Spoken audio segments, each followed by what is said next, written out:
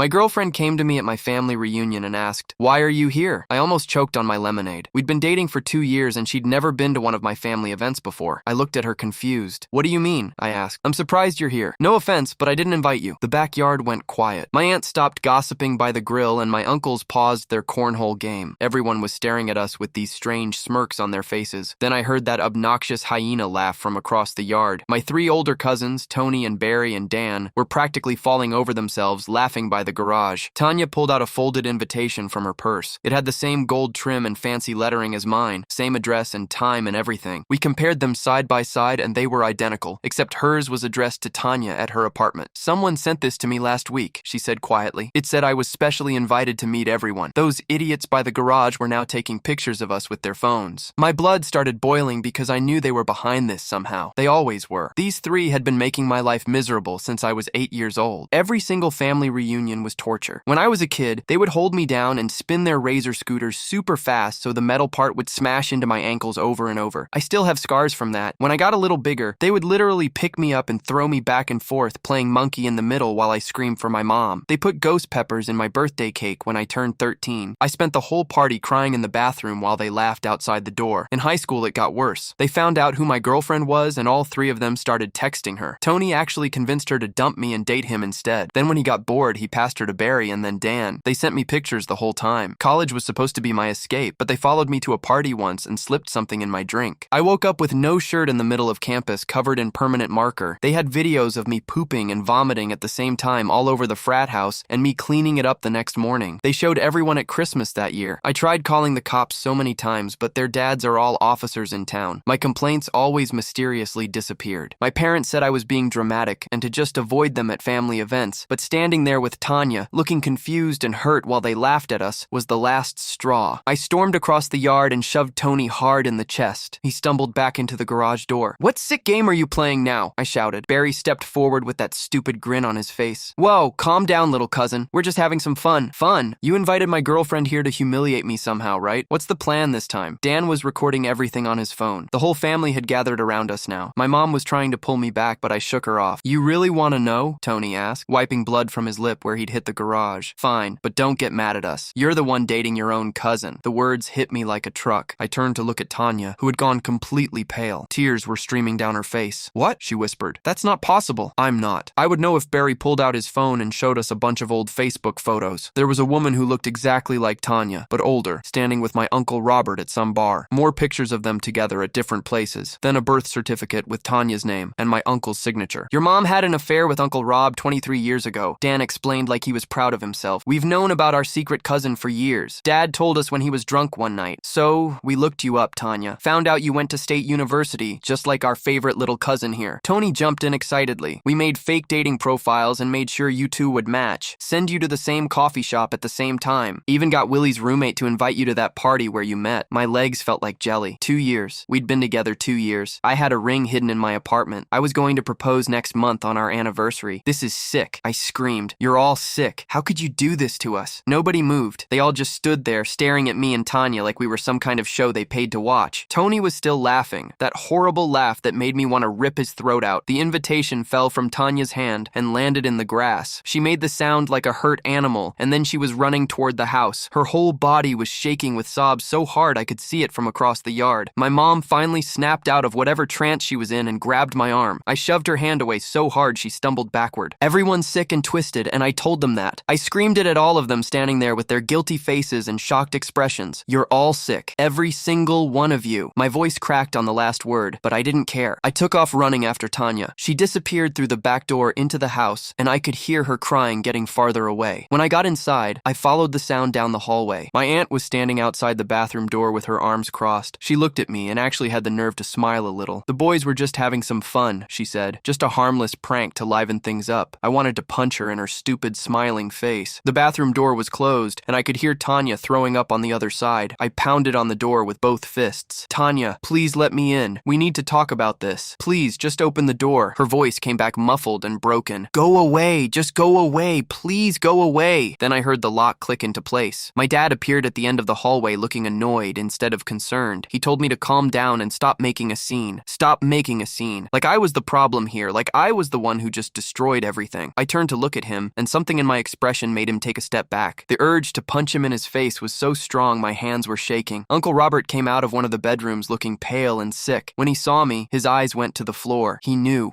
this was coming. He wasn't surprised at all. I got right in his face, close enough to see the sweat on his forehead. Is it true? Tell me right now if it's true. Is Tanya really your daughter? He just nodded without looking up. It happened a long time ago, he said. Like that made it better somehow. Like the fact that it was years ago meant it didn't matter now. The casual way he said it made something explode in my chest. I shoved him as hard as I could, and he stumbled backward into the porch railing. He caught himself, but barely. His face went even paler, if that was possible. I turned to go back toward the bathroom, but Barry and Dan were in the hallway now with their phones out. They were still recording everything. Dan was narrating like it was some kind of nature documentary. And here we see the moment of realization, he said in this fake, serious voice. Barry was laughing so hard he could barely hold his phone steady. I lunged at them, ready to smash both their faces into the wall. My dad grabbed me from behind, and two of my uncles appeared out of nowhere to help hold me back. The three of them had to use all their strength to keep me from getting to the cousins. Barry and Dan backed away down the hallway, still laughing and calling me crazy. Look how crazy he is, Dan said to his phone. Totally lost it. My roommate appeared in the doorway to the backyard, looking scared and confused. Should I call someone? He asked. Nobody answered him. Everyone was too busy either restraining me or backing away from me or recording me. The bathroom door opened and Tanya came out with my aunt holding her elbow. Tanya's face was red and blotchy and completely destroyed. Mascara ran down her cheeks in black streaks. She wouldn't look at me. She kept her eyes on the floor and moved toward the front door. I broke free from my dad and the uncles and ran after her. Tanya, wait, please wait. We need to talk about this. She was already in the driveway heading for her car. When I caught up to her and tried to touch her arm, she pulled away. She just kept shaking her head over and over. I can't.